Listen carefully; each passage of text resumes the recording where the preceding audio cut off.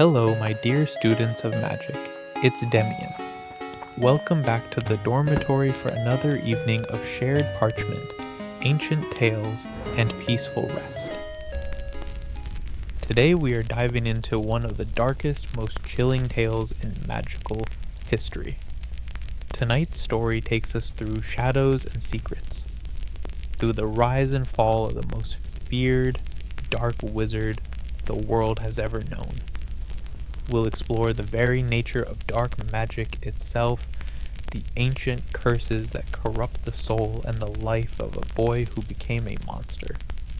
This is the story of Tom Marvolo Riddle, the wizard who would call himself Lord Voldemort, the Dark Lord who brought an age of terror to an entire society. So settle in, get comfortable, and let me take you on this journey through darkness, through a life marked by murder, obsession, and the desperate pursuit of immortality at any cost. Before we can truly understand the man who became Voldemort, we need to understand what the dark arts actually are. The term itself conjures images of sinister spells and forbidden magic, but the reality is far more complex and deeply unsettling. The dark arts have existed for as long as wizards and witches have practiced magic. In the simplest terms, the dark arts refer to any magic used to harm, control, or kill another being. But it goes deeper than that. From deadly curses that stop a heart in an instant, to sinister creatures that feed on human happiness, the dark arts encompass a vast and terrifying array of spells, potions, and magical practices, all intended for malicious purposes. These arcane practices are notoriously corrupting. Those who delve deeply into the dark arts often find their own natures tainted, twisted by the very magic they wield. The magic warps their souls, changes their values, transforms them into something less than human. It's a corruption that happens gradually, almost imperceptibly at first, but once you start down that path, it becomes nearly impossible to turn back. The magical authorities have long attempted to regulate such magic, to contain its spread and protect society from its worst effects. In 1717, the Ministry of Magic took a significant step by classifying the three most malevolent curses as unforgivable, attaching the harshest penalties to their use. These three curses, the Killing Curse, the Cruciatus Curse, and the Imperious Curse, represent the pinnacle of dark magic's cruelty. To use any one of them on another human being is an automatic ticket to Azkaban prison for life. No trial necessary, no exceptions made. Yet despite laws and safeguards, despite centuries of effort to stamp them out, the dark arts have never been eradicated.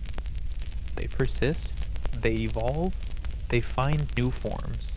As one wise but troubled professor once warned his students, the dark arts are many, varied, ever-changing, and eternal. Fighting them is like fighting a many-headed monster, which each time a neck is severed, sprouts a head even fiercer and cleverer than before. The dark arts are indestructible.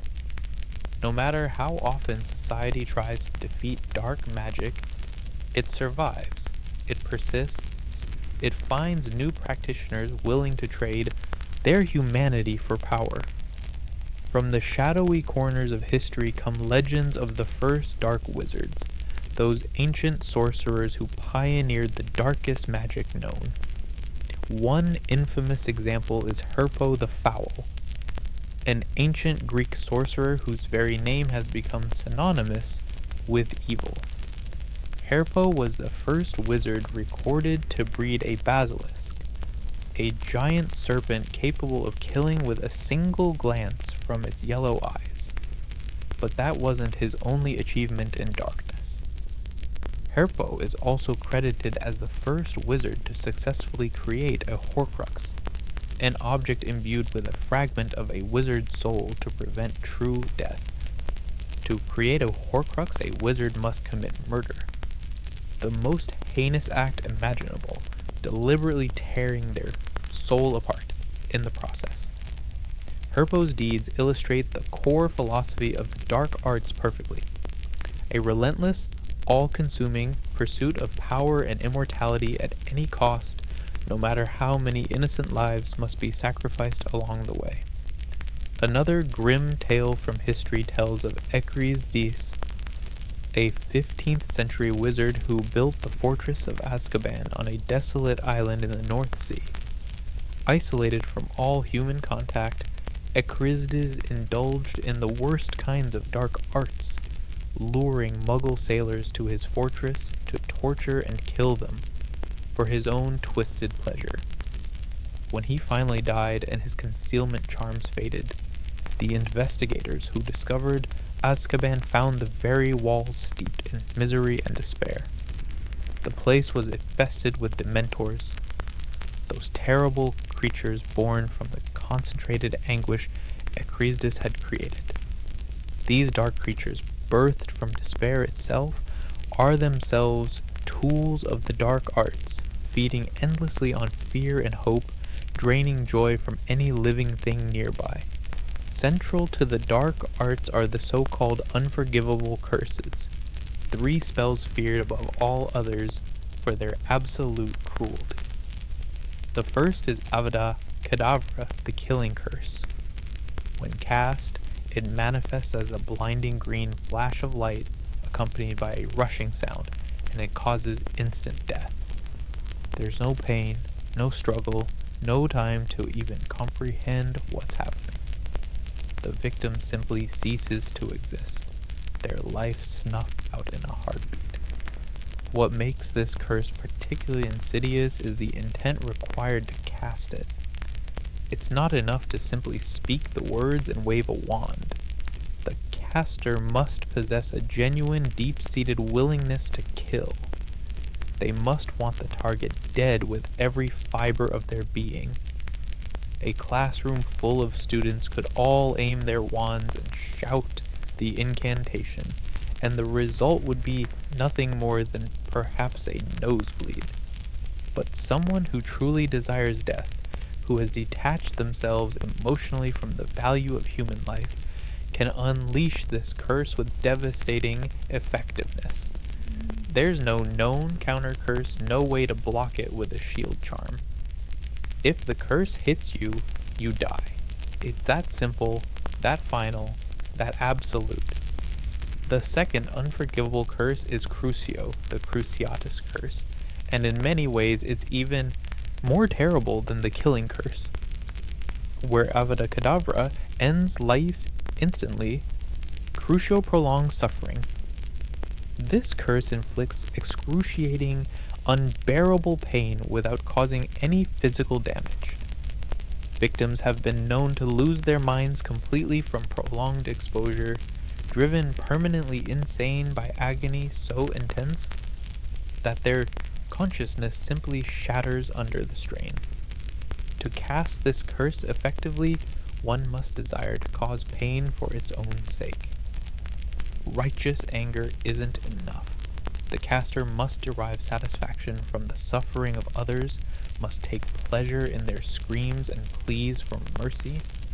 It's a curse that reveals the sadistic nature of its user, a tool of torture beloved by those who enjoy watching others break.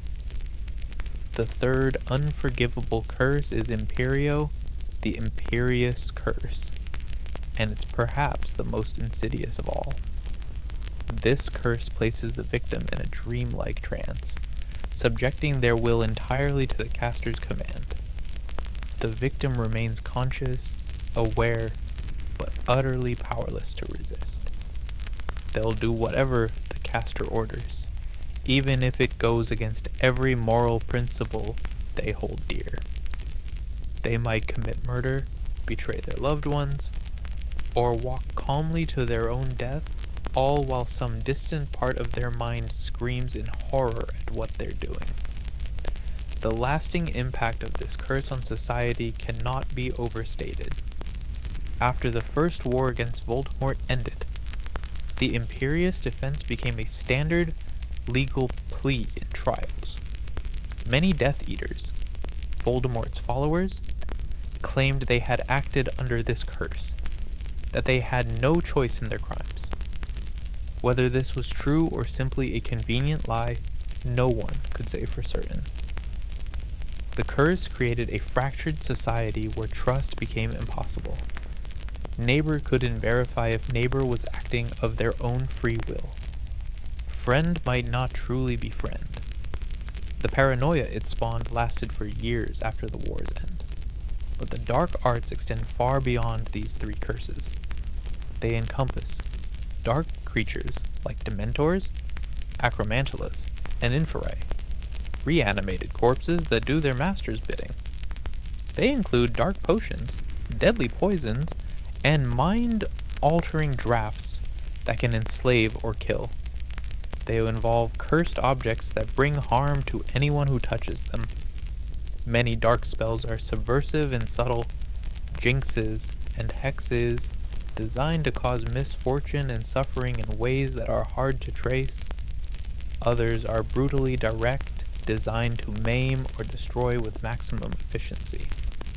All share a common thread. They require malicious intent to cast, and they thrive on negative emotions like hatred, fear, and the burning desire to dominate others. Though the dark arts tempt those hungry for power, offering strength beyond imagination, they come at a terrible price. It's said that to practice true dark magic is to imperil one's own soul. A vivid example is the creation of Horcruxes, which requires the murderer to deliberately rip apart their soul through the act of killing. It's a violation of nature, so profound, so fundamentally wrong, that it damages the wizard irreparably. The soul, once whole and pure, becomes fractured, diminished, less than it was. And each subsequent act of dark magic tears away a little more of what makes you human. Even less extreme dark arts can leave scars on the practitioner. Over time, cruelty and violence twist a wizard's spirit and even their physical appearance. Their features become distorted, their skin pale and waxy, their eyes cold and reptilian. The story you're about to hear in full, The Rise and Fall of Tom Marvolo Riddle, is perhaps the clearest illustration of how utterly the dark arts can consume a person. Voldemort's life was deeply entwined with dark magic from beginning to end, and through his story, we can see exactly what happens when someone gives themselves over completely to the pursuit of dark power. Our story truly begins on a cold New Year's Eve, the last day of 1926. Tom Marvolo Riddle was born in a London orphanage, arriving in this world during a snowstorm, in a place that offered little warmth or comfort. His birth was the outcome of a tragic and strange union, a relationship built not on love but on enchantment and desperation. Tom's mother was Gaunt, a witch descended from the ancient and noble line of Salazar Slytherin himself, one of the 4 founders of Hogwarts School. His father was Tom Riddle Sr., a handsome Muggle gentleman from a wealthy family who lived in a grand manor in the village of Little Hangleton. These two people should never have come together. They existed in different worlds, separated by magic itself. But Merope, hopelessly and desperately in love with the Muggle, who barely knew she existed, made a choice that would have consequences far beyond anything she could imagine. To understand this choice, we must first understand where Merope came from. The Gaunt family had once been among the most proud and prestigious in the wizarding world, listed in the Sacred 28, the directory of Britain's remaining pureblood families. They were the last known direct descendants of Salazar Slytherin, and through him, They possessed the rare genetic ability of Parseltongue, the power to speak with serpents. But by the early 20th century, generations of inbreeding, cousin marrying cousin in an obsessive attempt to preserve their blood purity, had resulted in violent instability and abject poverty. The family no longer lived in a grand estate, but in a dilapidated shack near Little Hangleton, little more than a hovel with snakes nailed to the door. Merob's father, Marvolo Gaunt, was a man defined entirely by bigotry and violence. He valued his ancestry above everything else, above comfort, above kindness, above his own children's well-being. He would scream about his royal blood while living in filth, brandishing his ring bearing the Peveril coat of arms at anyone who dared question his status. His son, Morphin, was equally unstable, known for attacking muggles for sport, using magic to terrorize the non-magical folk who lived nearby. It was this environment of violence and hatred that shaped Merope. Marvolo and Morphin abused her relentlessly, both physically and emotionally. They called her a squib, a person born into a magical family but without powers, though this wasn't true. Merob's magic was simply suppressed by the constant trauma she endured. She was timid, downtrodden, her hair lank and dull, her face marked by years of suffering. The pivotal moment came around 1925. Ministry officials came to the Gaunt shack to arrest Marvolo and Morphin for attacking a ministry employee and assaulting Tom Riddle Sr. and his family. Both men were sent to Azkaban prison. For the first time in her life, Merope was free from her father's terror. Alone in that shack, her magic finally flourished. She could breathe, she could think, she could plan. And she hatched a scheme to escape her miserable existence. Merope was obsessed with Tom Riddle Sr., the handsome muggle who rode horses past her home. He was everything her life wasn't. Wealthy, handsome, confident, living in comfort and society. She wanted that life desperately. She wanted him. But Tom Riddle Sr. barely knew she existed. And if he noticed her at all, it was with disdain or pity. So Merope did something unforgivable. She used a love potion to enslave him. Love potions in the wizarding world are powerful and dangerous, creating an artificial obsession in the drinker. Under its spell, Tom Riddle Sr. fell madly in love with Merope.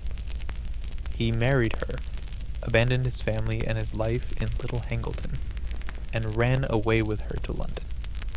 But the love he felt was a lie, a chemical enchantment with no real foundation. Merope knew this. Every day she gave him the potion, watching this handsome man fawn over her, knowing it was all artificial, all false. When she became pregnant, she made a decision that she hoped would change everything. She stopped giving him the potion. Perhaps she believed that by now, he might have genuinely fallen in love with her. Perhaps she thought their coming child would make him stay. Perhaps she couldn't bear to continue drugging him. Whatever her reasons, the result was immediate and devastating. The moment the potion's effects wore off, Tom Riddle Sr. looked at his pregnant wife with horror and disgust. He saw himself married to a woman he didn't know, in a situation he couldn't understand, and he fled. He returned to Little Hangleton, to his manor and his family, leaving Merope alone and pregnant in London. Heartbroken, impoverished, and heavily pregnant, Merope had nowhere to turn. She wandered the streets of London in winter, growing weaker by the day. She sold the one valuable thing she had left, Slytherin's locket, a priceless heirloom, to a shop called Borgin and Burke's for a mere 10 galleons, a fraction of its worth. It was barely enough to survive on. On that new Year's Eve, in the midst of a snowstorm, Merope made her way to Wool's orphanage. She was in labor, alone, with no one to help her. The orphanage took her in, and there, within an hour of delivering her baby, Merope died. She managed only to name the child Tom, after his father, and Marvolo after her own father, before passing away. She left young Tom an orphan from the very first moment of his life. There was no love at his birth, no joy, no family waiting to embrace him. There was only death and abandonment. Tom Riddle grew up in that Muggle-run orphanage, never knowing parental love, never knowing the truth of his magical heritage. The orphanage matron, a woman named Mrs. Cole, noted that Tom was an odd baby from the start. He rarely cried, which might seem like a blessing, but there was something unsettling about his silence. As he grew, the other children learned to fear him. Tom was not a normal child by any measure. Strange incidents happened around him with disturbing frequency. A boy who bullied Tom was mysteriously found injured at the bottom of the stairs, claiming he couldn't remember how he fell but insisting Tom had done something. A girl who insulted him woke up to find her favorite doll destroyed, torn apart with methodical precision. The other orphans whispered that Tom could make bad things happen, that you didn't cross him unless you wanted to suffer for it. The most infamous incident occurred during a summer outing to the seaside. Tom, around 9 or 10 years old, lured two other children, Amy Benson and Dennis Bishop, into a seaside cave. What happened in that cave? No one knows for certain. Amy and Dennis never spoke of it, not to the matron, not to each other, not to anyone.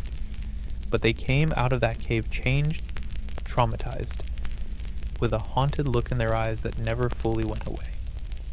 Years later, when asked about it as adults, they would go pale and silent, the memories clearly still tormenting them.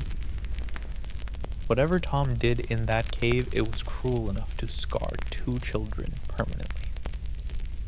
This was an accidental magic triggered by emotion, which all young witches and wizards experience. This was controlled, deliberate, and sadistic. Tom also had a habit of collecting trophies. He stole small items from the other orphans, trinkets that meant something to them. A thimble from one child, a mouth organ from another, a yo-yo, a set of marbles. He didn't take these things because he wanted them for their own sake. He took them because they represented his power over others, physical proof that he could take what he wanted and make others suffer. He hid them in his wardrobe like a magpie hoarding shiny objects. But these treasures were trophies of conquest, of victories over the other children. This habit would continue throughout his life, this need to possess physical tokens of his triumphs. In a word, young Tom Riddle was different. He was solitary by choice, keeping to himself not out of shyness but out of contempt for others. He was cruel when he could get away with it, taking obvious pleasure in the fear he inspired. He was fiercely independent, rejecting any offer of kindness or friendship as beneath him. When Albus Dumbledore, then a professor at Hogwarts, came to visit Tom shortly before his 11th birthday, Dumbledore saw all of this immediately. Dumbledore was one of the most powerful and perceptive wizards of the age, and he recognized something deeply troubling in young Tom.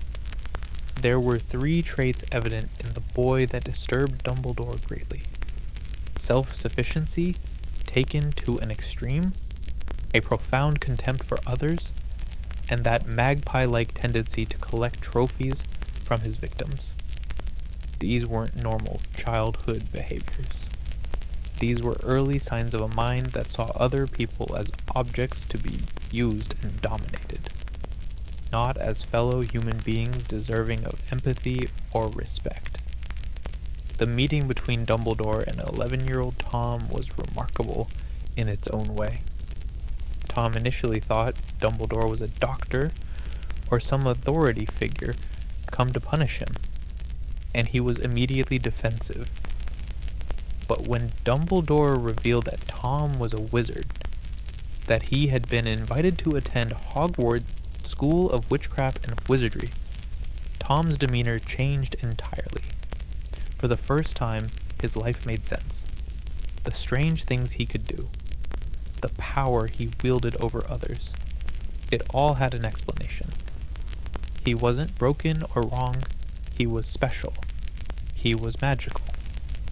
During their conversation, Tom admitted things that would have horrified any other adult. He could make things move without touching them. He could communicate with snakes, an incredibly rare ability. He could make animals do what he wanted. And most tellingly, he would make bad things happen to people who annoyed him, could make them hurt if he wanted to. He said this without shame or remorse, as a simple statement of fact. He enjoyed using his powers to terrorize his peers. He liked having that control, that dominance.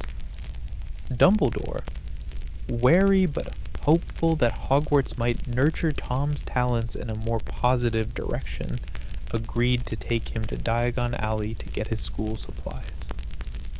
Tom's face lit up with an expression that was almost childlike when he heard about a place where he truly belonged, where everyone was magical like him. But even then, even in that moment of genuine excitement, Tom didn't seek friendship or connection.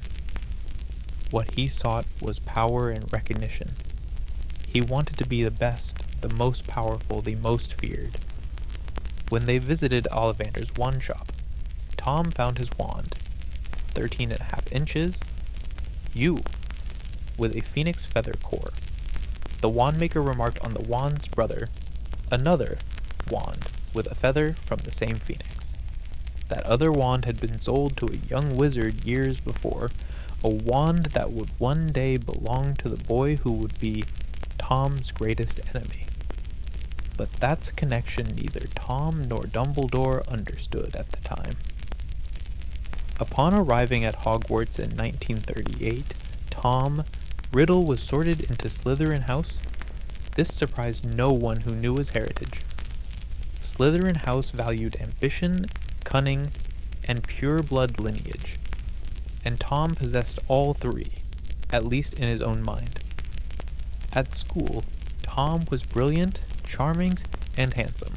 Teachers praised his intellect and magical aptitude.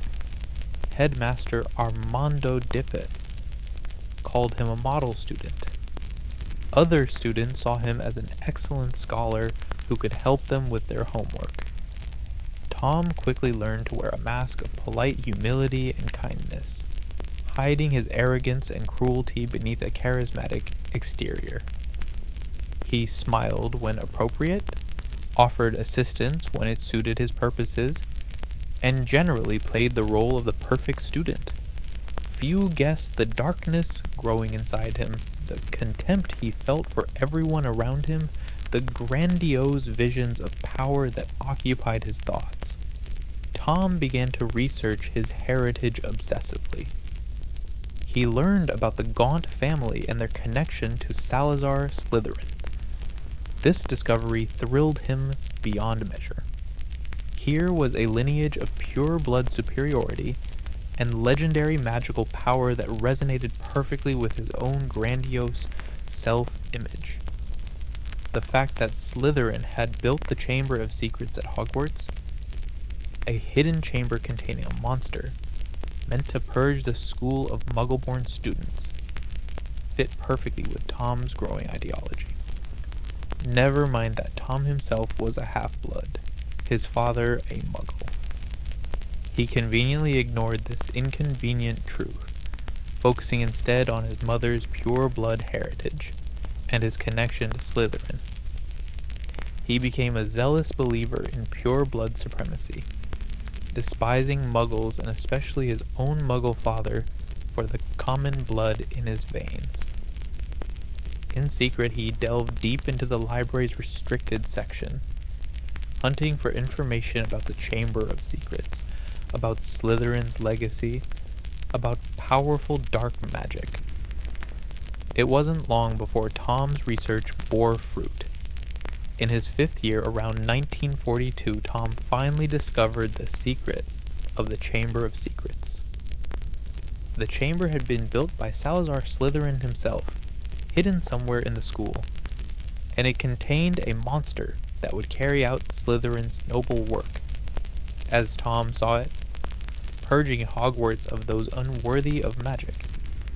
Being Slytherin's heir and a Parselmouth, Tom was able to locate and open the chamber. Deep beneath the school, in ancient tunnels accessed through a bathroom, he found it. And there, sleeping in the darkness, was a basilisk, a giant serpent whose gaze could kill instantly, the most dangerous creature in the wizarding world. Tom spoke to it in Parseltongue, the snake language, and commanded it to do his bidding. For months during the 1942-1943 school year, fear gripped Hogwarts. Students began to be found petrified, frozen in place with looks of absolute terror on their faces. These were Muggle-born students, primarily those with no magical parents. The attacks followed a pattern that suggested deliberate targeting. The school was in an uproar. Parents threatened to withdraw their children. The Board of Governors considered closing Hogwarts entirely if the attacks didn't stop. Tom watched all of this with satisfaction, seeing it as proof of his power and Slytherin's vision. But he was also careful, very careful. He couldn't risk being caught, and he certainly couldn't risk the school closing, because Hogwarts was the only home he'd ever known. The orphanage held nothing but bad memories, but here at school he had power, respect, and the resources to continue learning. Eventually, the basilisk's rampage claimed a life. A girl named Myrtle Warren, a Muggle-born student who had been crying in a second-floor bathroom, heard Tom speaking Parseltongue as he commanded the basilisk. She opened her stall door to tell whoever was there to go away, and she looked directly into the serpent's yellow eyes. The basilisk's gaze killed her instantly. Her body was found in the bathroom, and that was the moment everything changed. With an actual death, the school would certainly close. Tom couldn't allow that. So he did something clever and cruel in equal measure. He fabricated a story and framed another student for the crimes. Rubeus Hagrid was a fellow student, a gentle half-giant, in his 3rd year, who had a love of dangerous creatures. Hagrid had secretly been raising an acromantula, a giant spider named Aragog, in a cupboard. When the authorities came looking for the monster responsible for the attacks, Tom presented Hagrid and Aragog as the culprits. He claimed he'd discovered Hagrid sneaking around with his dangerous pet, heavily implied that the spider was responsible for the attacks. The story was plausible enough. Acromantulas are dangerous creatures after all, and Hagrid's love of monsters was well known. The fact that acromantulas can't actually petrify people with a gaze, that the attacks didn't match their hunting patterns, these details were overlooked in the panic and relief of having found someone to blame. Hagrid was expelled immediately. His wand was broken, his future in the magical world severely limited. Aragog was supposedly destroyed, though Hagrid actually managed to smuggle the spider into the Forbidden Forest where it lived for decades. Tom, meanwhile, was celebrated as a hero. he received an award for special services to the school, a trophy he kept with pride. He'd stopped the attacks, or so everyone believed, when in reality he had merely closed the chamber again and sent the basilisk back to sleep. The crisis was over, Hogwarts would remain open, and Tom had successfully committed murder and framed an innocent person for it. He was 16 years old. More significantly, Tom had now committed his first murder, and he used Myrtle's death to create his first Horcrux. Tom's curiosity about dark magic had led him to discover forbidden knowledge about Horcruxes. He had read about them in restricted books, ancient tomes that spoke of the darkest magic imaginable. A Horcrux is an object that contains a piece of a wizard's soul created through murder and dark ritual. The act of killing tears the soul, and a spell can then trap that fragment into a container, anchoring the wizard to life even if their body is destroyed. It's a way to cheat death, to achieve a form of immortality. But the cost is immense. Splitting the soul damages it irreparably, makes the person less human, less whole. Multiple Horcruxes would cause even greater damage. Tom didn't care about the cost. He feared death above all else, and the promise of immortality was irresistible. In a pivotal conversation, Tom approached one of his favorite professors, Horace Slughorn. Slughorn was head of Slytherin House and had a particular fondness for talented students whom he thought would become important. Tom had been cultivating this relationship, attending Slughorn's exclusive parties, charming the professor with his brilliance and ambition. One evening, Tom stayed after one of these gatherings and engaged Slughorn in conversation about dark magic, specifically about Horcruxes. He framed his questions as academic curiosity, hypothetical inquiry. He asked whether it was true that splitting the soul could grant immortality, and then, most chillingly, what would happen if someone attempted to create not just one Horcrux, but multiple Horcruxes. Slughorn was horrified at the thought. Creating even one Horcrux was considered the darkest magic possible, an abomination against nature. The idea of creating multiple Horcruxes seemed insane. But in his discomfort, Slughorn let slip that it was theoretically possible, though he stressed that no wizard had ever attempted such a thing, that it would render the soul so unstable that the person would barely be human anymore. That conversation was Tom Riddle's point of no return. He had the knowledge he needed. He had committed the murder required. Now he would create his first Horcrux, and it wouldn't be his last.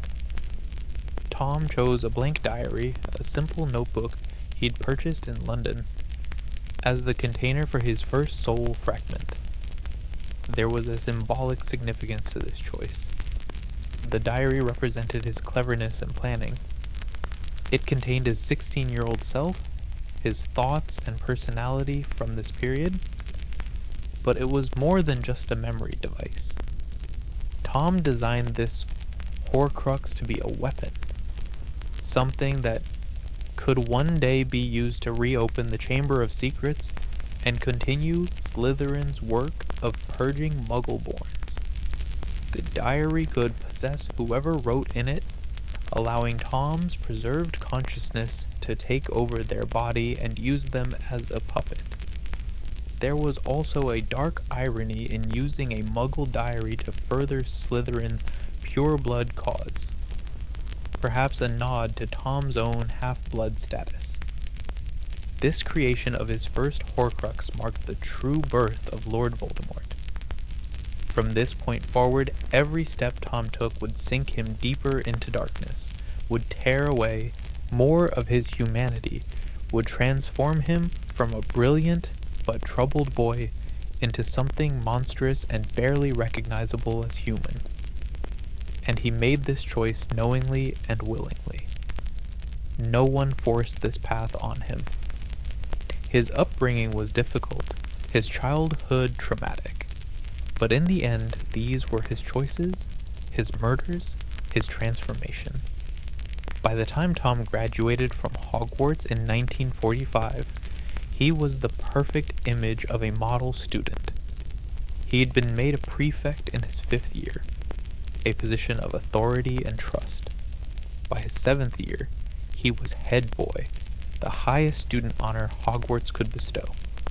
Teachers spoke of him in glowing terms: responsible, brilliant, destined for great things. Only Dumbledore remained wary, having seen glimpses of Tom's true nature in that first meeting and never quite forgotten them. Tom kept his inner circle of school friends, a group of young Slytherins who would later become the first Death Eaters, at arm's length from his deepest secrets. To them, he was an aspiring leader with radical ideas about blood purity and wizard supremacy. They admired him, followed him, but they never knew about the Horcruxes, never knew the extent of the darkness he'd already embraced. Before leaving Hogwarts, Tom had already decided on a new identity. He despised the name Tom, inherited from the father who had abandoned his mother. He hated the surname Riddle, tying him to a Muggle family he loathed. So he created an anagram from his full birth name, Tom Marvolo Riddle, rearranging the letter to spell out "I am Lord Voldemort." It was a declaration of transformation, a rejection of his past and an embrace of his future. He began using the name Voldemort among his closest followers while still at school, testing it out, seeing how it felt to shed his old identity completely. The name itself was carefully chosen. Voldemort, derived from French, meaning flight from death, was an apt alias for someone obsessed with conquering mortality. As he would one day proudly declare, he would not use his filthy Muggle father's name forever. He, in whose veins ran the blood of Salazar Slytherin himself, deserved a name that inspired fear and respect. After leaving Hogwarts, Tom Riddle seemed to vanish from the magical world's view. But his descent into darkness had only accelerated. He was seen as a talented graduate with a bright future ahead of him. The headmaster, Armando Dippe, had even suggested that Tom might return one day as a faculty member. Tom did indeed request a position at Hogwarts. He asked if he could remain at the school, initially perhaps out of fear of returning to the orphanage during holidays, a place that held only painful memories. But later, his ambitions grew larger. He wanted access to Hogwarts secrets, its library, its hidden knowledge. Dippet told him he was too young at 18 for a staff role, that he should go out into the world, gain some experience, and perhaps return in a few years. Tom left, Hogwarts feeling resentful but patient. He could wait. He was good at waiting, at planning long term. He took a job at Borgin and Burke's, a shop in Nocturne Alley that dealt in dark antiquities and questionable magical items. On the surface, this seemed like an odd choice for someone of Tom's talents. Many of his former teachers were puzzled by this decision. Why would such a brilliant student waste his potential working in a shop? But Tom had his reasons. This job was a clever cover that served multiple purposes. He could track down powerful magical artifacts, items worthy of becoming his Horcruxes. He could learn more arcane secrets of magic from the rare and dangerous objects that passed through the shop. He could make connections with wealthy pureblood families who sold their heirlooms, and he could practice his charm and manipulation on these clients, honing skills he would need later. Tom was remarkably good at his job, at least on the surface. He would charm wealthy witches and wizards into selling their family treasures for less than they were worth, always with a smile and a compliment. He was particularly skilled with older witches who were lonely and flattered by the attention of a handsome young man. One such client was Hepzibah Smith, a wealthy elderly witch and a descendant of Helga Hufflepuff herself. Hepzibah was a collector of historical treasures, and she was delighted by Tom's interest in her collection. She enjoyed showing off her prized possessions to someone who seemed to truly appreciate them. Tom flattered his way into her trust, visiting regularly, listening to her stories, expressing admiration for her taste and knowledge. Eventually, Hepzibah made a fatal mistake. She showed Tom two of her most precious possessions. The first was a small golden cup with two finely wrought handles, adorned with a badger, the symbol of Hufflepuff House. This cup had belonged to Helga Hufflepuff herself, one of the 4 founders of Hogwarts, and it was priceless both historically and magically. The second item was a heavy golden locket on a chain engraved with a serpentine S. This locket had belonged to Salazar Slytherin, and Hepzibah had purchased it years earlier from Borgin and Burkes, not knowing it had once belonged to the Gaunt family, to Tom's own mother. When Tom saw these objects, his eyes must have blazed with desire and recognition. Here were relics of 2 Hogwarts founders, objects steeped in magical history and power, perfect vessels for his Horcruxes. He had to have them. Within days of this viewing, Hepzibah Smith was dead. She was found by her house elf, Hokey, who claimed that she had accidentally poisoned her mistress by adding a deadly substance to her cocoa instead of sugar. The house elf's memory had been modified, implanted with a false confession that she couldn't distinguish from truth. Hokey truly believed she had made this terrible mistake, and she was arrested and convicted of the crime. In reality, Tom Riddle had murdered Hepzibah Smith with poison, carefully staging the scene to frame the house elf. He stole both the cup and the locket, and then he vanished. He resigned from Borgin and Burkes immediately, leaving no forwarding address, no trace of where he might have gone. Now in possession of 2 founder artifacts, Tom proceeded to create more Horcruxes. But he had another murder to commit first, one that was deeply personal. After graduating from Hogwarts, Tom had researched his family history thoroughly. He'd discovered his father's identity and location. Tom Riddle Sr. lived in the finest house in Little Hangleton, the Riddle Manor on the hill overlooking the village. He was a wealthy, respected member of the community, living with his elderly parents. To Tom, this man represented everything he hated. His father had abandoned his mother when she was pregnant and desperate. His father was a muggle, representing the weak, non-magical blood that Tom despised in himself. His father had rejected magic itself by leaving Merope. One night, Tom traveled to Little Hangleton. He went first to the Gaunt shack, where his uncle Morphin still lived alone in squalor. Tom stunned his uncle and stole from him the Gaunt family ring, a heavy gold ring set with a black stone, bearing the Peveril coat of arms.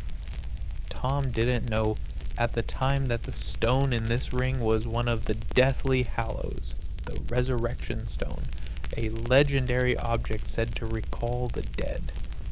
He was interested in the ring because it was a Gaunt heirloom, connecting him to his pure blood heritage and to Slytherin himself.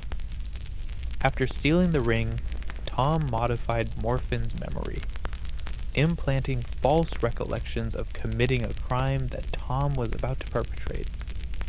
Tom then proceeded to the Riddle Manor. He entered the house and confronted his father and grandparents. What words passed between them, we can only imagine. Did Tom explain who he was? Did he give his father a chance to speak, to defend himself, to apologize? We'll never know.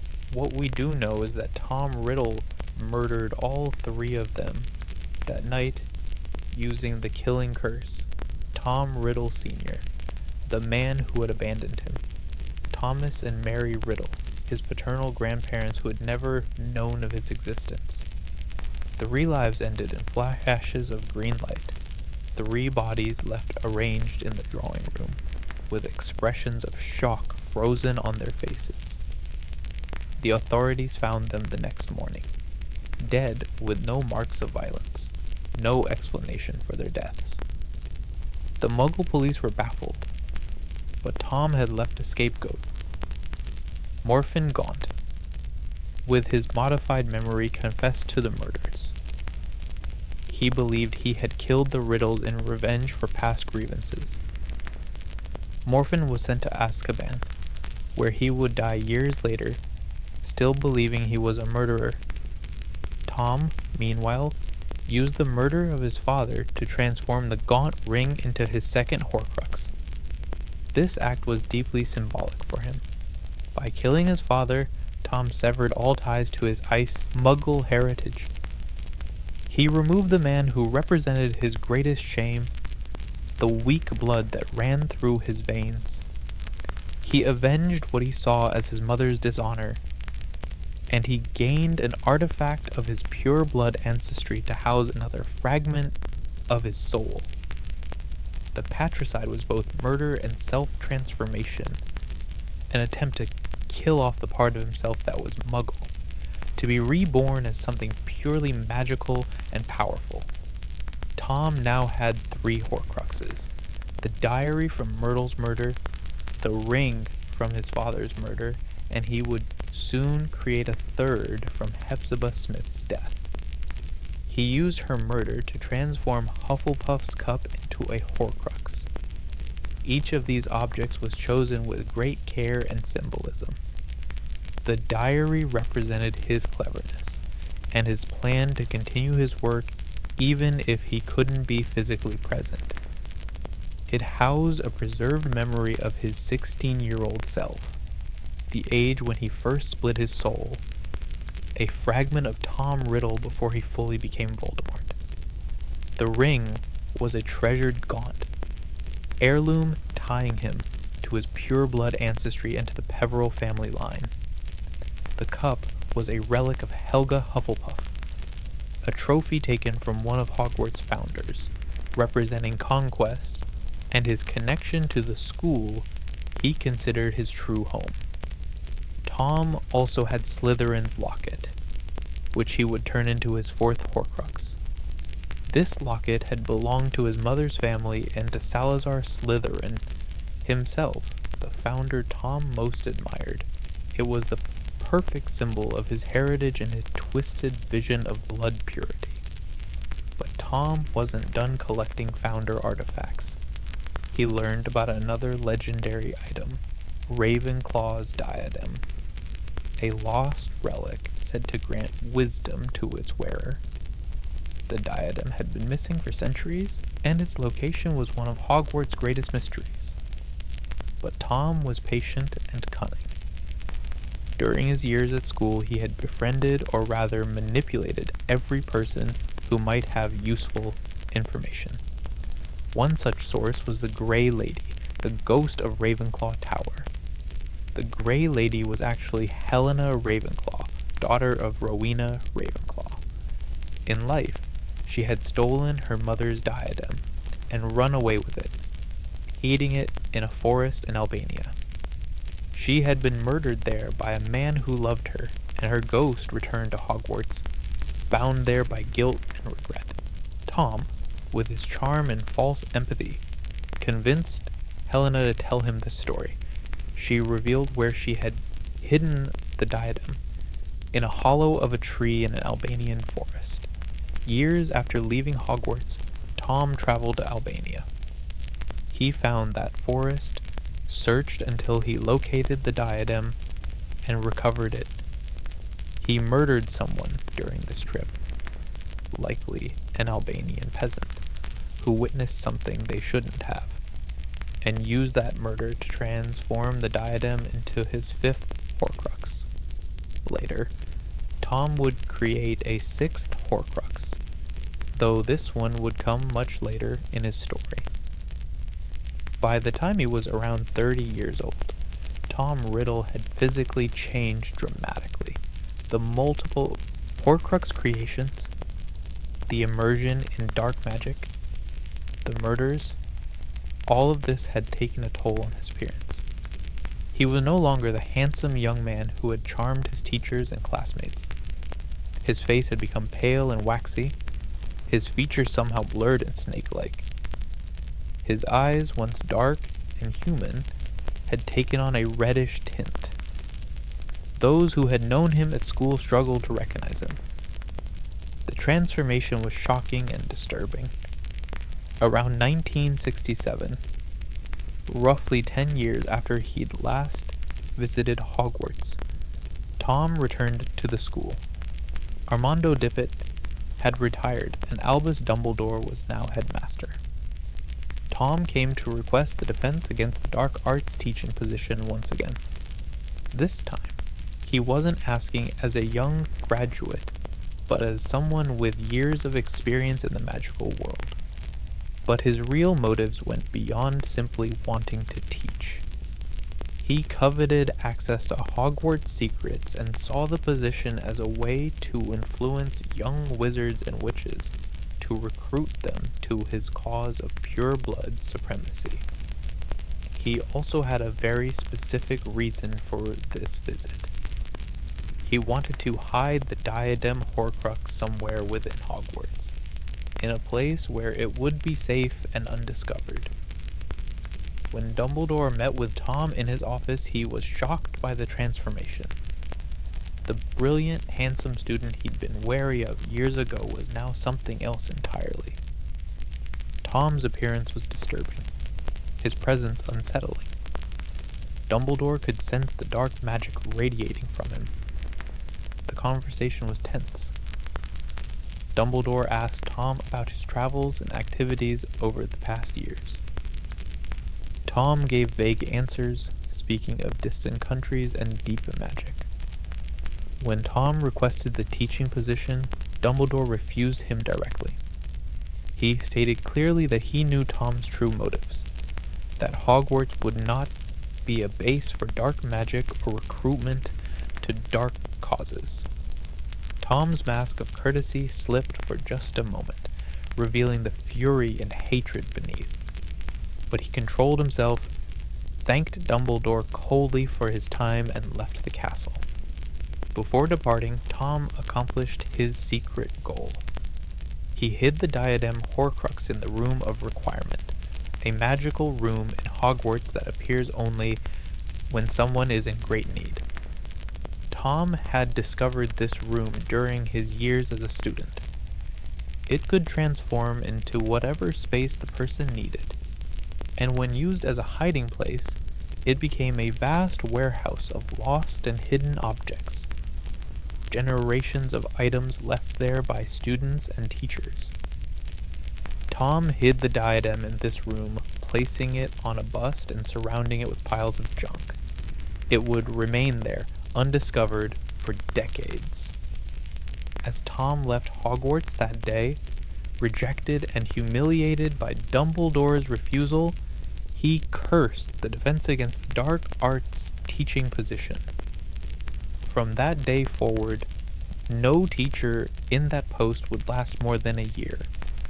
Some would die, some would be fired, some would be revealed as imposters, but none would stay beyond a single school year.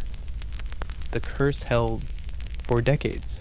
until Tom Riddle himself was finally destroyed, breaking all his magic along with it, now fully embracing his identity as Lord Voldemort. Tom began building his dark empire in earnest. He gathered followers from among pure blood families and other wizards who were drawn to his message of wizard supremacy. These followers became known as the Death Eaters, though they had started as a school gang called the Knights of Walpurgis. The name Death Eaters reflected their leaders' obsession with conquering death and their willingness to kill without mercy. Voldemort marked his most loyal followers with the Dark Mark, a magical tattoo burned into their left forearms. This mark was a skull with a snake emerging from its mouth, and Voldemort could use it to summon his Death Eaters to him instantly, causing the mark to burn with pain until they appeared before him. The Death Eaters were organized as a cult of personality built entirely around Voldemort. There was an inner circle of the most loyal, Bellatrix Lestrange, a fanatical believer who worshipped Voldemort, Lucius Malfoy, who provided political influence and wealth, Severus Snape, a brilliant young wizard skilled in potions and dark magic, and others from old pure blood families. Then there were the rank and file, wizards who served but weren't granted the Dark Mark, and dark creatures like werewolves who joined for the promise of freedom to hunt. While the group preached the purification of the wizarding race, eliminating Muggleborns and subjugating non-magical people, Voldemort himself was a half-blood who viewed his pure-blood followers as useful idiots. He didn't believe in the ideology he preached. He believed in power, in domination, in his own supremacy above all others. His followers were tools to be used and discarded when convenient. By the early 1970s, Voldemort had officially emerged from the shadows to declare his intentions. He wanted to reshape the wizarding world, to create a new order where pure-blood wizards ruled over muggles and muggleborns, where magical creatures knew their place as servants or enemies, and where he himself would be the immortal ruler of this new regime. Thus began the First Wizarding War, a dark period of terror that would last for over a decade. During this time, Voldemort's power grew exponentially. His Death Eaters became a deadly force that struck without warning and vanished before authorities could respond. They supplemented their numbers with other dark allies, giants from remote mountains, massive and brutal creatures were enlisted to smash any opposition. Werewolves like Fenrir Greyback, who relished attacking children and creating more of his kind, promised chaos in exchange for victims. Voldemort even created Inferi, reanimated corpses of those he killed, using them as mindless soldiers who felt no pain and followed orders without question. It was a time of absolute dread. Nobody knew where the next attack would come. Families could be wiped out overnight. Muggle-born witches and wizards were specifically targeted, hunted down and murdered simply for the circumstances of their birth. The Dark Mark would appear over homes where Death Eaters had struck, a massive skull conjured in the sky with a snake emerging from its mouth, and everyone who saw it knew that people had died there. Whole communities lived in fear, not knowing who might be attacked next, not knowing if they or their loved ones would be the next victims.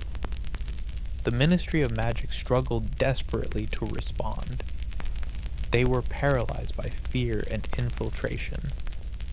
Some Ministry officials were under the Imperio curse, controlled by Voldemort's followers. Others were sympathizers who quietly supported the pure blood agenda even if they didn't openly join the Death Eaters. In their desperation, the Ministry authorized Aurors, their law enforcement wizards, to use unforgivable curses on suspected Death Eaters without trial. They essentially suspended civil rights and due process in an attempt to stem the tide of violence. But fear only fed Voldemort's strength. Into this darkness came a glimmer of opposition. Albus Dumbledore, the only wizard Voldemort had ever feared, founded a secret society called the Order of the Phoenix. This organization was comprised of brave witches and wizards dedicated to fighting Voldemort when the Ministry could not or would not. They worked in secret, protecting targets, thwarting attacks when possible, gathering intelligence. The Order included some of the finest witches and wizards of the age. Alastor Moody, a legendary Auror, James and Lily Potter, a young married couple, Sirius Black and Remus Lupin, loyal friends, and many others. The casualty rate was catastrophic. Many members of the Order were killed. Marlene McKinnon was murdered along with her entire family. Benji Fenwick was blown to pieces. The Pre-Wet brothers, Gideon and Fabian, were killed by 5 Death Eaters in a battle that took extraordinary effort to defeat them. It was said that even mentioning Voldemort's name made witches and wizards flinch in terror. Most people referred to him only as you-know-who, or he who must not be named. So deeply had the fear penetrated society. Throughout the 1970s, Voldemort's influence spread like a disease. He had spies and allies at high levels of government. Some members of the Wizengamot, the Wizard High Court, quietly sympathized with his pure blood agenda. Still, one thing eluded Voldemort: complete victory. Dumbledore remained a rallying point for resistance. The Order of the Phoenix managed small victories, saving some people, hindering some plans. But they couldn't stop the larger tide of Voldemort's campaign. The war seemed endless, with no resolution in sight.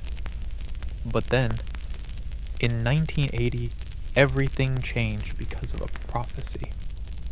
In a small pub of Hogsmeade Village, Sybil Trelawney, a seer applying for the divination teaching position at Hogwarts, delivered a genuine prophecy to Albus Dumbledore. In a trance-like state, she spoke words that would alter the course of history. The prophecy foretold the birth of a child with the power to vanquish the Dark Lord.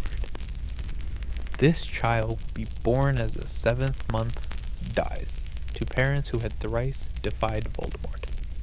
The prophecy declared that neither can live while the other survives, marking this child as Voldemort's potential downfall and equal. Unfortunately, one of Voldemort's Death Eaters, Severus Snape, was eavesdropping outside the room. He overheard part of the prophecy and immediately reported it to his master. Voldemort learned of this prophecy and became obsessed with it. He interpreted it as referring to one of 2 infant boys who fit the criteria. Harry Potter, son of James and Lily Potter, both members of the Order who had defied Voldemort 3 times, was born at the end of July 1980. Neville Longbottom, son of Frank and Alice Longbottom, both Aurors who had also defied Voldemort 3 times, was also born at the end of July 1980. Both boys could be the one from the prophecy. Voldemort had to choose which one to target. In a decision that reveals much about his psychology, Voldemort chose to target Harry Potter. Why Harry over Neville? Dumbledore later theorized that Voldemort chose the one most like himself. Harry was a half-blood, his mother Muggle-born, just as Voldemort was a half-blood with a Muggle father. Neville was a pure blood from a prestigious wizarding family. By choosing Harry, Voldemort effectively marked the boy as his equal, seeing in Harry a reflection of his own blood status. It was his choice that gave power to the prophecy, his decision that sealed both their fates. The Potters went into hiding, protected by an ancient spell called the Fidelius Charm. This charm made it impossible for anyone to find them unless their secret keeper chose to reveal the location. They chose their friend Peter Pettigrew as secret keeper, believing him loyal and trustworthy. This was a fatal mistake. Peter Pettigrew, weak and cowardly, had secretly become a Death Eater. He betrayed the Potter's location to Voldemort without hesitation. On Halloween night, October 31st, 1981, Lord Voldemort went to the village of Godric's Hollow to murder the Potter family. He found their cottage easily with Pettigrew's information. He blasted through the front door and entered the house like a dark shadow of death. James Potter confronted Voldemort in the hallway, wand in hand, trying to give his wife and son time to escape. It was a hopeless battle. Voldemort killed James with a flash of green light, the killing curse ending his life instantly. Voldemort then climbed the stairs to the nursery where Lily Potter stood between him and baby Harry's crib. Voldemort ordered her aside. He told her to step away, that he didn't need to kill her, that she could live if she just moved. But Lily refused. She begged Voldemort to take her life instead of her son's, pleaded with him to show mercy to spare Harry.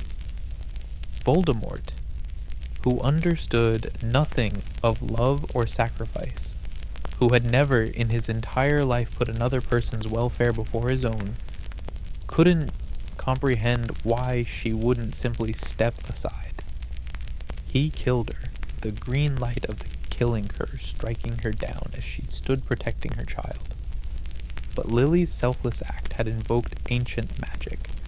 Magic older and deeper than anything Voldemort had studied.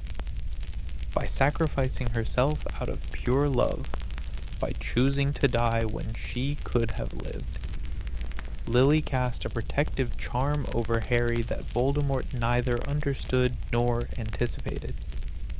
When Voldemort then turned his wand on the crying 1-year-old in the crib and cast Avada Kedavra, the curse rebounded. The spell hid the magical protection surrounding Harry and bounced back at its caster. In an instant, the impossible happened.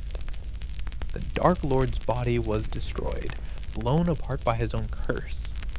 Voldemort's physical form was annihilated, reduced to less than a ghost. His wand fell to the floor. His robes collapsed empty. Harry himself survived the curse, bearing only a lightning bolt-shaped scar on his forehead where the curse had struck him. A permanent mark of the evil he had overcome. This miraculous event marked the end of the First Wizarding War. Voldemort was gone. His body destroyed. Vanquished by an infant he'd tried to murder. His followers, the Death Eaters, were abruptly cut off from their master. Without Voldemort's leadership and the fear he inspired, they scattered in panic. Some were captured and sent to Azkaban, claiming they had been under the Imperious curse, forced to serve against their will. Others went into hiding, publicly disavowing Voldemort to save themselves from prosecution. A few of the most fanatically loyal, like Bellatrix Lestrange and her family, refused to believe Voldemort was truly gone. They attempted to find him or discover a way to bring him back, even torturing Aurors Frank and Alice Longbottom into insanity trying to learn his whereabouts. In the immediate aftermath, the wizarding world erupted in celebration. They didn't fully understand what had happened. All they knew was that Harry Potter, a baby barely a year old, had somehow caused the Dark Lord's downfall. The boy who lived, they called him. On that Halloween night, wizards came out of hiding and lit fireworks in the streets. For the first time in over a decade, the oppressive shadow of fear lifted. Little did they realize that Voldemort was not truly dead. Because of his Horcruxes, the fragments of his soul hidden in various objects around Britain, Voldemort could not die. When his body was destroyed, what remained of his shattered soul floated free, unbound and bodiless. But it was a fate worse than death in many ways. Voldemort became something less than the meanest ghost, as he would later describe it. He was powerless, barely existing, condemned to drift, without form or substance. In that moment at Godric's Hollow, one more crucial thing occurred that no one realized at the time. When Voldemort's curse rebounded, it tore off yet another fragment of his already damaged soul. This fragment, seeking the only living thing in the room, latched onto baby Harry, creating an accidental Horcrux within the child. Voldemort didn't know this had happened. All he knew was agony and powerlessness as he fled that house, ripped from his body, overcome by pain and weakness he had never imagined. This was Voldemort's first fall, and many believed it permanent. But the Dark Lord's story was far from over. For nearly 13 years after 1981, Lord Voldemort existed as a formless, barely alive entity, a phantom of his former self. His shredded soul endured, tethered to the living world by the Horcruxes he'd created. But his existence was wretched beyond description. He later described himself during this period as powerless as the weakest creature alive. All he could do was cling to life, hiding in forests and deserted places, possessing the bodies of snakes or other animals when he could. These poor creatures couldn't sustain the force of his evil spirit for long. They would die quickly, consumed from within by the toxicity of his presence. Voldemort drifted through the world like a malign shadow, anchored to nowhere, consumed by a single burning obsession to regain a body and power. Eventually he fled to the forests of Albania, a remote wilderness where he had hidden Ravenclaw's diadem Horcrux years before. There he lurked, waiting for any opportunity or ally who might help him return. During these disembodied years, the wider wizarding world moved on. Most people believed Voldemort was gone for good. They didn't know about the Horcruxes, didn't understand that he could survive the destruction of his body. Even Dumbledore only began to suspect their existence later, piecing together clues from Voldemort's past. Society rebuilt itself slowly. The Ministry of Magic implemented reforms. Families tried to heal from the trauma of war. Harry Potter was raised by his aunt and uncle, the Dursleys, protected by the sacrificial magic his mother had invoked. Life continued, and Voldemort became almost a legend, a nightmare from the past that wouldn't return. But some of his Death Eaters remained loyal in secret, hoping for their master's return. One such devotee was Peter Pettigrew, the man who had betrayed the Potters. Pettigrew had been living as a rat for 12 years, literally transformed into his animagus form to hide from both the law and from Sirius Black, who had escaped Azkaban prison and was hunting him for revenge. In 1994, circumstances forced Pettigrew's exposure. He had nowhere else to turn, no one else to help him. So he traveled to Albania, searching for the master he'd served. He found Voldemort in those forests, a feeble spirit barely clinging to existence. Pettigrew helped create a rudimentary body for Voldemort. a temporary form that would at least allow him to hold a wand and plan more effectively. This body was grotesque, a small, weak, childlike thing created using dark potions. One ingredient was the venom of Nagini, a giant snake that had become Voldemort's companion and servant. Though still far from his former strength, Voldemort could now at least think clearly and make plans for his true restoration. Earlier, in 1991, Voldemort had made a fleeting attempt to return to power by parasitizing someone else. A Hogwarts teacher, Professor Quirinus Quirrell, had traveled to Albania and encountered Voldemort's wandering spirit.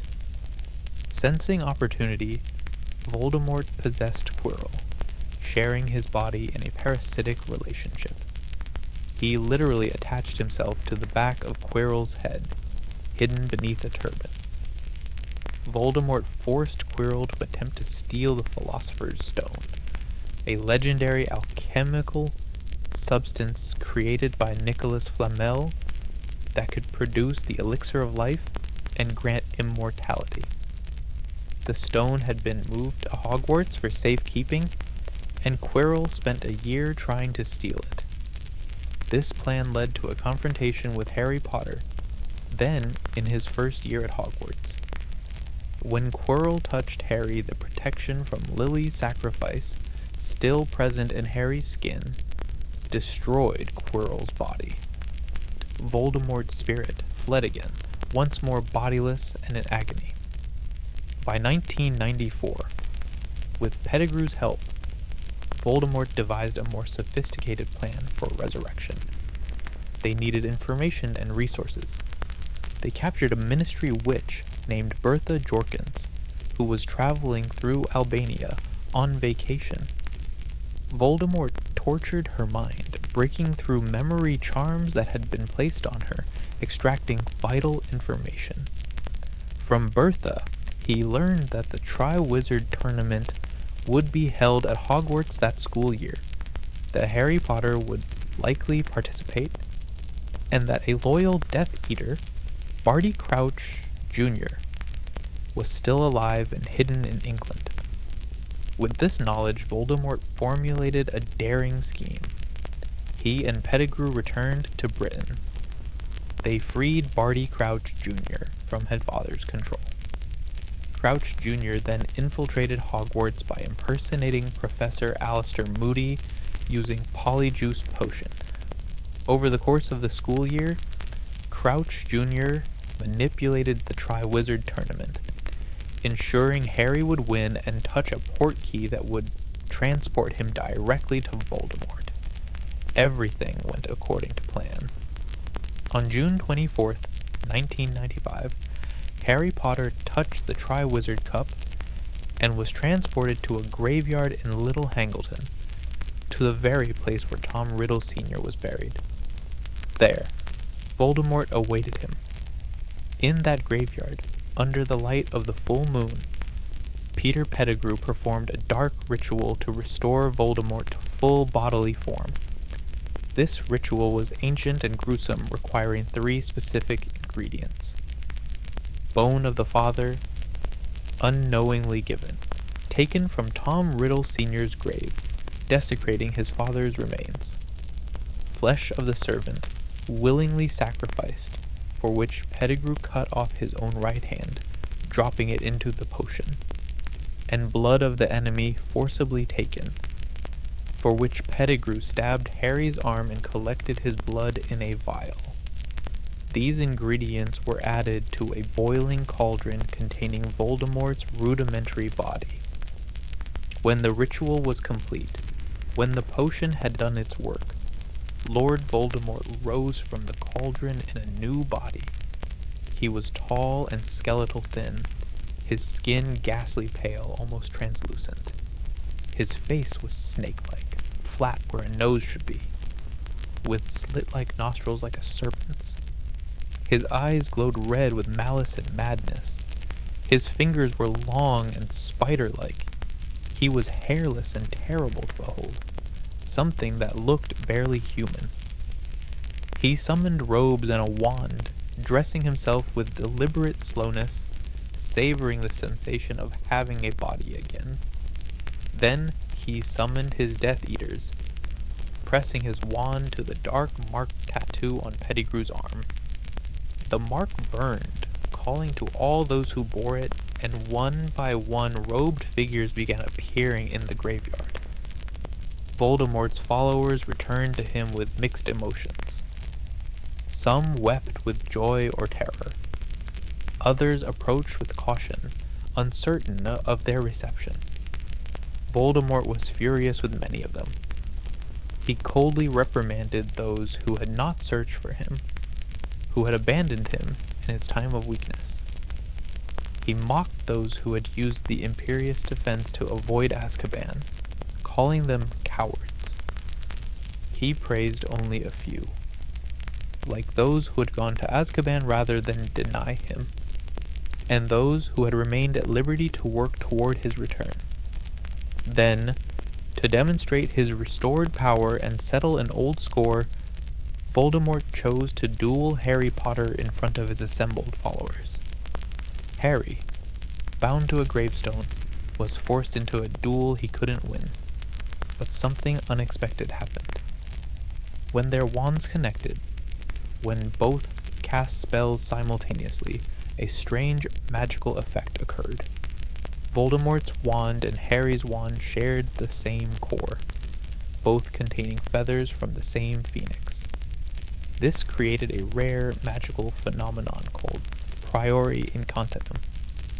Golden light connected the wands, and ghostly echoes of the people Voldemort had most recently murdered began emerging from his wand. Cedric Diggory, killed moments before. Frank Bryce, an elderly Muggle caretaker. Bertha Jorkins, an old man. And finally, James and Lily Potter. These phantom echoes weren't truly the people, but they had their memories and personalities. They shielded Harry, urged him to hold on, bought him precious seconds. In the confusion, Harry broke the connection, grabbed Cedric's body and the Portkey cup, and escaped back to Hogwarts. Voldemort's scream of rage echoed across the graveyard as Harry vanished. His triumphant return had been witnessed only by his Death Eaters. His attempt to kill Harry had failed again, but Voldemort was back, fully restored, with a body and his powers. The Second Wizarding War had officially begun, though the Ministry of Magic would refuse to acknowledge it for another year. Voldemort spent that year operating in shadows, rebuilding his forces, while the Ministry, under Cornelius Fudge, publicly denied his return. Fudge was either too frightened or too politically motivated to accept the truth. He launched a smear campaign against Harry and Dumbledore, calling them liars and attention seekers. This denial gave Voldemort precious time to consolidate power without Ministry interference. He gathered his Death Eaters, recruited dark creatures, and planned his next moves. His primary objective during this time was to obtain a prophecy. He knew only the fragment of the prophecy that Snape had overheard, and he wanted to hear it in full. The complete prophecy was stored in the Department of Mysteries at the Ministry, in the Hall of Prophecy, where records of all predictions were kept. But only those about whom a prophecy was made could retrieve it from the shelves. So Voldemort attempted to lure Harry to the Department of Mysteries. He planted visions in Harry's mind, using their mental connection, showing Harry false images of his godfather, Sirius Black, being tortured there. In June 1996, Harry took the bait. He and several of his friends traveled to the Ministry to rescue Sirius, only to find it was a trap. Death Eaters were waiting for them, attempting to force Harry to retrieve the prophecy. A battle erupted in the Department of Mysteries, with Harry and his friends fighting for their lives against seasoned Death Eaters. Members of the Order of the Phoenix arrived to help, turning the tide. In the chaos, the prophecy sphere was smashed, its contents lost.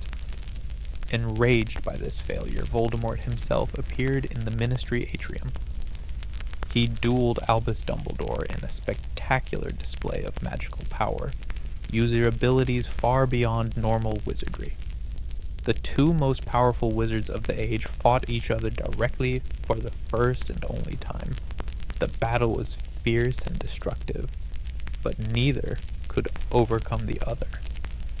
When Ministry officials and the Minister of Magic himself arrived, they saw Voldemort with their own eyes just before he vanished. The truth was finally undeniable. Voldemort had returned. With secrecy no longer necessary, Voldemort unleashed open war on the wizarding community. He had already been working to corrupt and infiltrate the Ministry, but now he moved openly. In July 1996, he orchestrated a mass breakout from Azkaban, freeing Bellatrix Lestrange and other imprisoned Death Eaters. The Dementors, who had guarded Azkaban for centuries, abandoned their posts and joined Voldemort, drawn by his promise that they could prey on souls freely. Giants came out of hiding to join his army. Inferi were deployed to guard certain locations. Voldemort's approach was strategic: strike terror through violent attacks, while simultaneously seizing control of the magical government from within. He placed Ministry officials under the Imperious Curse, corrupting the government at every level. Around this time, Voldemort also became obsessed with obtaining an advantage he had long sought: the Elder Wand, one of the 3 Deathly Hallows. This legendary wand, supposedly unbeatable in combat, had a long and bloody history. Voldemort learned that it had belonged to the dark wizard Gellert Grindelwald, whom Dumbledore had defeated in 1945. After defeating Grindelwald, Dumbledore became master of the Elder Wand. Now, with Dumbledore the greatest wizard opposing him, Voldemort wanted that wand desperately. He believed that with the Elder Wand, he would be truly invincible, able to overcome even Dumbledore and Harry Potter. In June 1997, Dumbledore died. The circumstances were complex. Dumbledore had been mortally cursed while destroying one of Voldemort's Horcruxes, the Ring, and had arranged for Severus Snape to kill him as a mercy and to preserve Snape's cover as a spy. But Voldemort saw only that his greatest opponent was gone. Within weeks of Dumbledore's death, Voldemort's followers launched a coup at the Ministry. On August 1st, 1997, they struck swiftly and decisively. The Minister of Magic, Rufus Scrimgeour, was killed. Pius Thickness, an official under the Imperious Curse, was installed as the new minister. Voldemort now effectively controlled the Ministry of Magic itself. Under this puppet regime, dark laws were enacted rapidly.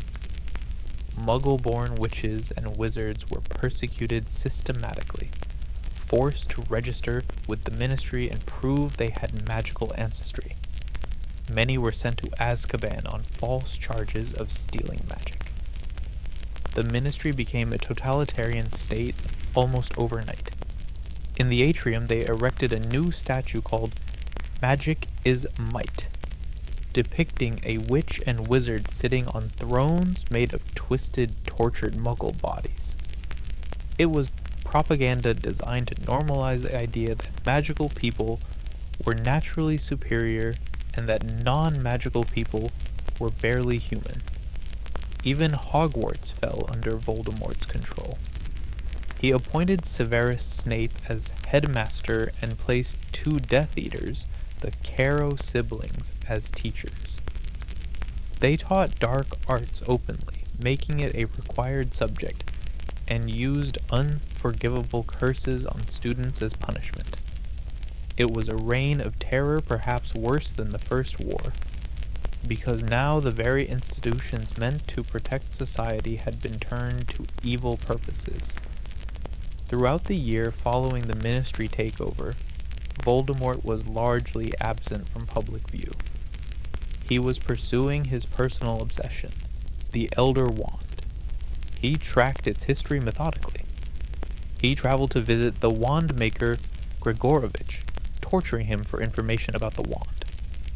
He eventually found Gellert Grindelwald himself, imprisoned in Normangard, the fortress Grindelwald had built. Even in his ancient, decrepit state, Grindelwald taunted Voldemort, refusing to give him easy answers. But from Grindelwald and other sources, Voldemort confirmed that Albus Dumbledore had won the Elder Wand from Grindelwald decades ago. So Voldemort committed a desecrating act. He broke into Dumbledore's White Tomb and stole the Elder Wand from the corpse's grasp. He believed he now possessed the unbeatable wand, that with it, he would be truly invincible. But unknown to Voldemort, the Elder Wand's loyalty didn't pass to him simply by theft. The wand's allegiance was won through combat, through defeating its previous master. Draco Malfoy had disarmed Dumbledore before Snape killed him, meaning Draco became the wand's master, not Snape or Voldemort. This subtle magic of wand loyalty eluded Voldemort's understanding. He tested the Elder Wand and found it powerful, but not quite as overwhelming as he'd expected. He didn't understand why. This misconception would ultimately be his undoing.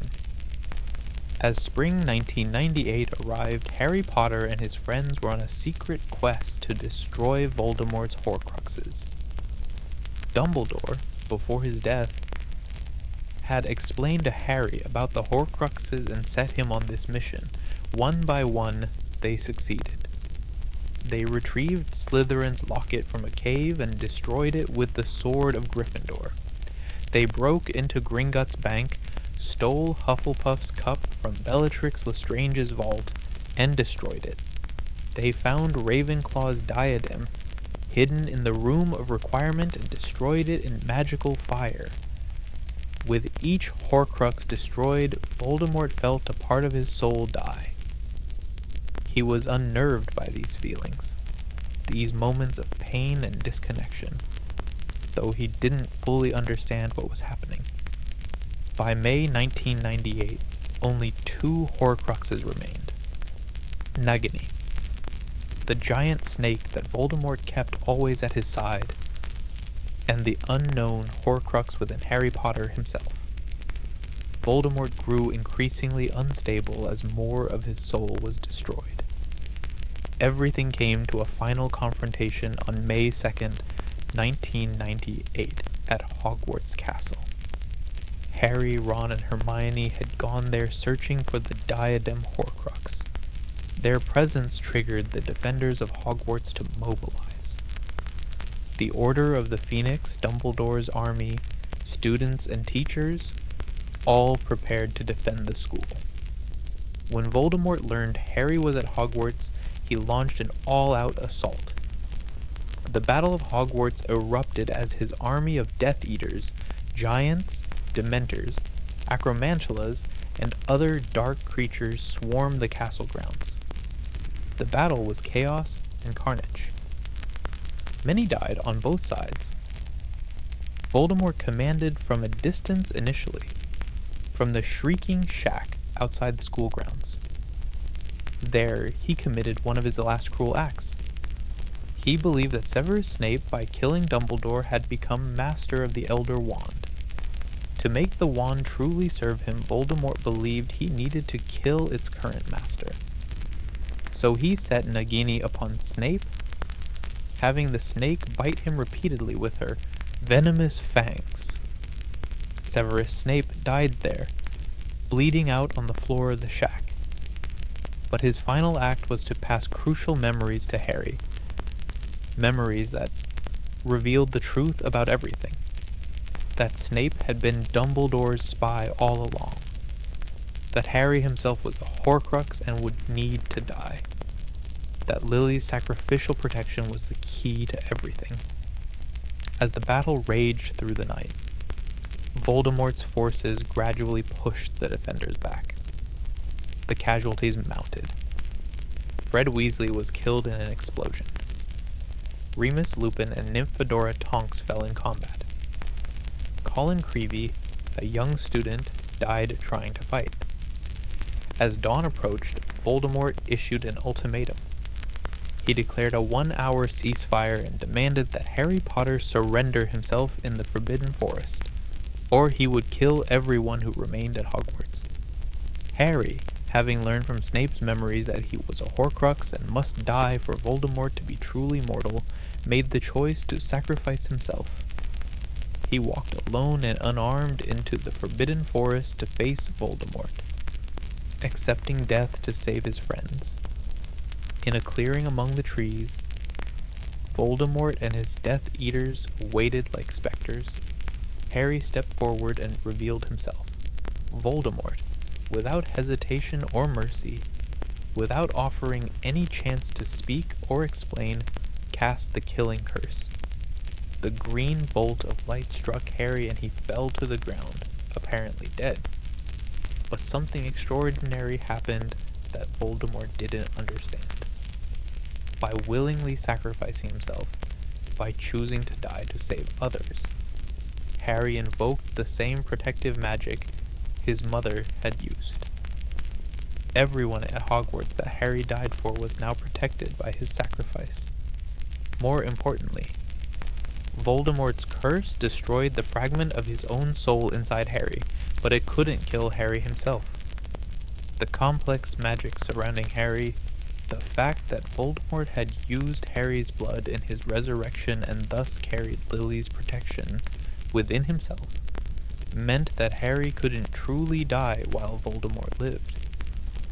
Harry found himself in a limbo state, a white void like a train station, where he encountered Dumbledore's spirit, or perhaps his own subconscious.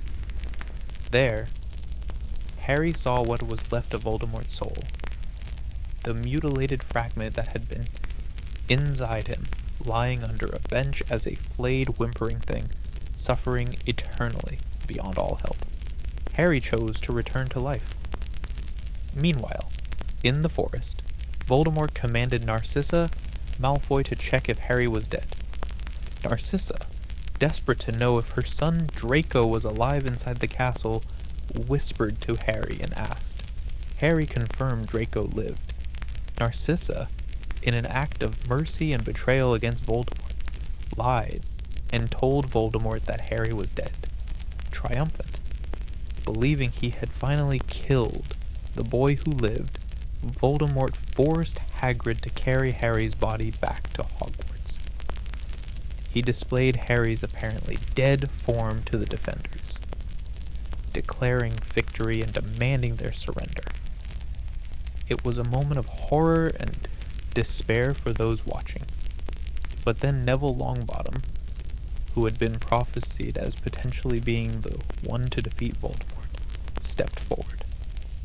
Defiant, even in seeming defeat, Neville drew the Sword of Gryffindor from the sorting hat, a magical moment showing that courage had not died.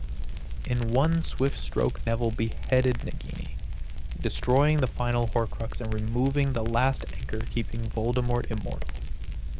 Voldemort screamed in fury and pain as his last soul anchor was destroyed. Chaos erupted. Harry, revealed to be alive, disappeared under his invisibility cloak in the confusion. The battle resumed with renewed fury. Fighting surged into the Great Hall of Hogwarts. There, in that iconic room where generations had eaten and laughed and learned, the final duel of the war took place. Voldemort found himself facing Harry Potter directly, surrounded by the remaining fighters on both sides. Around them, the battle paused as everyone turned to watch this decisive confrontation. Harry faced Voldemort with calm determination. He tried one last time to get Voldemort to understand, to feel remorse, to grasp what he'd done to himself. If Voldemort could feel genuine remorse for his murders, if he could truly repent, his soul could be restored. But Voldemort only sneered. He was incapable of remorse, incapable of love, incapable of seeing other people as anything but objects. Harry then revealed something that truly shocked Voldemort. He explained the truth about the Elder Wand's loyalty. Severus Snape had never been the Wand's master because Snape hadn't defeated Dumbledore. Draco Malfoy had disarmed Dumbledore before his death, making Draco the Wand's master. And Harry himself had disarmed Draco weeks earlier during an encounter at Malfoy Manor, meaning the Elder Wand's allegiance had quietly shifted to Harry. Voldemort refused to believe this. In his arrogance, in his absolute certainty of his own superiority, he couldn't accept that he could be wrong about something so fundamental. He couldn't believe that a teenager could outmaneuver him in wand lore, that the most powerful wand in existence would refuse to serve him. As dawn broke over the enchanted ceiling of the Great Hall, casting golden light through the massive windows, Voldemort cast his final killing curse at Harry. At the same instant, Harry cast his signature disarming charm, Expelliarmus, a spell of defense and mercy rather than attack. The two spells collided in mid-air. The Elder Wand, recognizing its true master, refused to kill Harry. Instead, the killing curse rebounded on Voldemort himself. The green bolt struck him squarely in the chest. For a frozen moment, time seemed to stop. Then Voldemort's body hit the stone floor with a mundane thump. Arms spread, his snake-like face empty and lifeless. Lord Voldemort was dead. This time, with no Horcrux remaining to tether him to life, no piece of soul to rise again, he was truly and finally dead. When Voldemort fell for the final time, a profound silence filled the Great Hall before erupting into celebration. The war was over. The Dark Lord who had terrorized an entire generation had been defeated, not by greater dark magic, but by love, sacrifice, and the choice to die rather than kill. In death, Voldemort looked ordinary and frail, his body feeble and shrunken. The feared Dark Lord was revealed as just a man, a twisted and broken man, but mortal like anyone else. His soul, too damaged to move on, was condemned to an eternity in limbo, that place Harry had glimpsed, suffering forever as that flayed thing under the bench. It was a fate worse than the death he'd feared so much. In the aftermath of Voldemort's death, the wizarding world struggled to heal. The casualties were counted, families mourned, but there was also profound hope and renewal. The ministry was rebuilt and reformed. Kingsley Shacklebolt became minister and implemented changes to prevent another takeover. Dementors were removed from Azkaban, replaced by Aurors, so that no dark creature could be weaponized again. The climate of fear gradually lifted. People spoke Voldemort's name openly, stripping it of the terror it once held. Hogwarts reopened, and the jinx on the defense against the dark arts position was broken. A small detail that signified Voldemort's death had ended all his curses. Voldemort's personal legacy became a cautionary tale. He had sought to conquer death and failed spectacularly. He achieved eternal ignominy instead of eternal life. Future generations studied the wars in History of Magic classes, ensuring the horrors were remembered so they would never be repeated. Parents told their children about the boy who chose love over power, about the mother who died to save her son, about the friends who stood together against darkness. These were the stories that mattered, not Voldemort's tale of murder and madness. There was one final twist to Voldemort's legacy, revealed years later. Apparently Voldemort had fathered a child. A daughter named Delphine was born from a union between Voldemort and Bellatrix Lestrange, sometime before the Battle of Hogwarts. This seems almost impossible, given Voldemort's inability to love. But perhaps it was a calculated attempt to preserve his bloodline, to create an heir in case he failed. Delphine was raised in secret by a woman paid to care for her. Decades after Voldemort's death, Delphine attempted to use a time turner to travel back and prevent her father's defeat. Her efforts were thwarted by Harry Potter's son Albus and his friend Scorpius Malfoy. Delphine ended up imprisoned in Azkaban, a tragic echo of her father's ambition, desperate to know the father who could never have loved her. The broader lesson from Voldemort's life is about the corrupting nature of the dark arts and the importance of choices. Voldemort was born into difficult circumstances, certainly. He never knew love as a child, grew up in an orphanage, discovered he was magical, but also abandoned. These factors shaped him, influenced his development, pushed him toward darkness. But they didn't determine his fate. Throughout his life, Tom Riddle made choices. He chose to hurt other children when he could have sought friendship. He chose to embrace his Slytherin heritage's darkest aspects rather than its cleverness and ambition.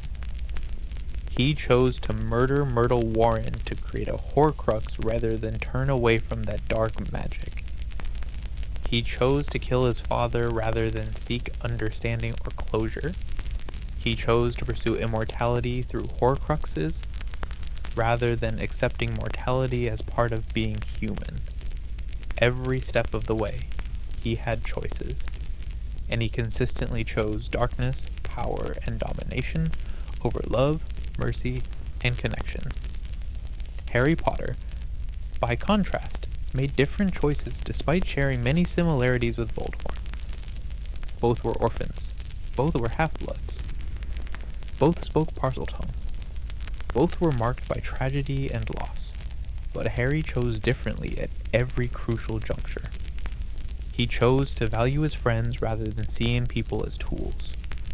He chose to sacrifice himself rather than let others die. He chose love over fear.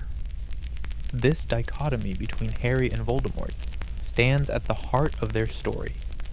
Two individuals with similar beginnings diverged onto light and dark paths through the choices they made.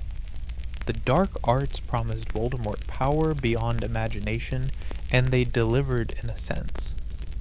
He became the most feared wizard of his age, commanding armies, toppling governments, bringing society to its knees. But the price was everything that makes life worth living. He couldn't feel love or joy. He couldn't trust or be trusted. He lived in constant fear despite all his power.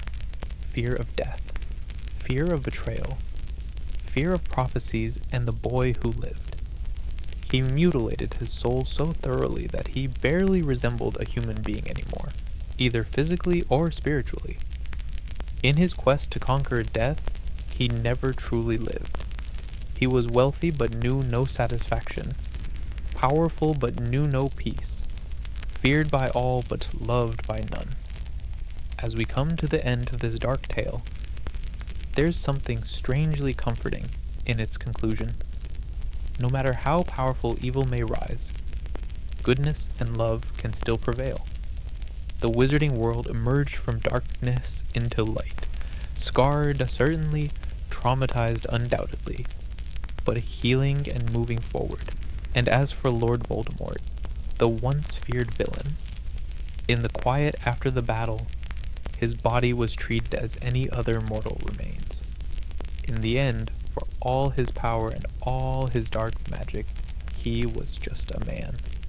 A man who made terrible choices. A man who destroyed himself in his pursuit of immortality. A man who learned too late that the things he scorned, love and sacrifice and human connection, were the most powerful magic of all. If you've enjoyed this deep dive into the dark history of Tom Riddle and the nature of the dark arts, please consider subscribing to the channel. Hit that like button if this story's helped you drift off to sleep or gave you something interesting to think about. Thank you for listening tonight. Remember that even in the darkest tales, there are lessons about courage, about choices, about the enduring power of love over hatred. Sleep well, and may your dreams be free from dark wizards and ancient curses. Until next time, good night.